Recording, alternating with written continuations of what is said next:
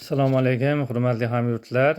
Mana sizlarga men bitta ajoyib kitobni ko'rsatyapman. Yazavoli Sho'rxon To'ra haqida ushbu bir ajoyib risola chiqqan. Bu inson bir o'zini zamonasini bir olim ulamo insoni bo'lgan, shayx maqomiga erishgan Sho'rxon To'ra haqida ekan. Ikromiddin Nodirbek, Alisher degan yigitlar shu zot haqida shu risolani bitishib yozishgan. Ya'ni bu kitobda payg'ambarlar avlodlari haqida, Sho'rxon To'rani silsilasi. Kim shu inson haqida ma'lumotga ega bo'lsa, fikrlarini kommentariyada yozib, obuna, laykda ayamaysizlar degan umiddaman. Mana shuni sizlarga bir qisqacha video qilyapman. Mana bu zotda mana hozir rasmini ham ko'rsataman kitobda.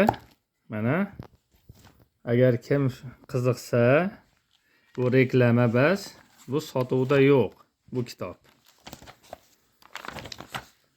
Men o'zim ham qachandir olgan ekanman, bitta topib oldim. Lekin sotuv joylarida bu kitobni o'sha bir chiqqan mahalda hammasi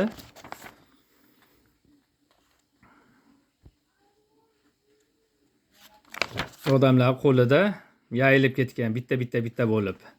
Mana shu zot haqida hozir men rasmini ham ko'rsatib beraman. Mana Sho'rxon To'ra bu yazavoli zot bo'lganlar. Mana marhum Muhammad Sodiq bilan mana birga o'qiganlar. Kursdosh bo'lganlar ilm bo'yicha. Mana bu zot haqida kim ma'lumotga ega bo'lib qiziqsa, shu kitobni olib o'qinglarda maslahat beraman. Juda ham bir chiroyli risola bo'lgan. Chiroyli manbalarni yoritishgan mana bu kitobda.